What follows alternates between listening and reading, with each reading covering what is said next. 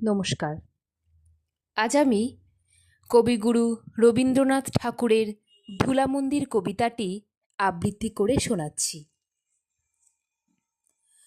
ভজন পূজন সাধন আরাধনা সমস্ত থাক পড়ে, রুদ্ধ দ্বারে দেবালয়ের কোণে কেন আছি সরে? অন্ধকারে লুকিয়ে আপন মনে কাহারে তুই পুজিস সঙ্গোপনে? নয়ন মেলে দেখ দেখি তুই চেয়ে, দেবতা নাই ঘরে।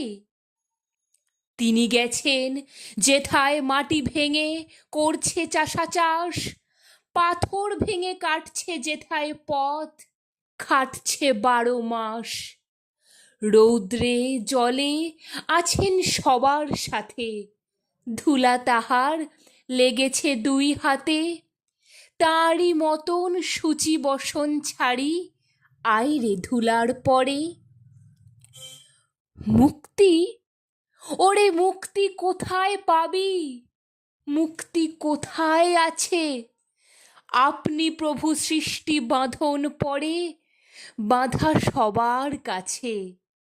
রাখরে ধ্যান, থাকরে ফুলের ডালি, ছিঁড়ুক বস্ত্র, লাগুক ধুলাবালি। কর্মযোগে তাঁর সাথে এক হয়ে ঘর্ম পড়ুক ঝরে। নমস্কার।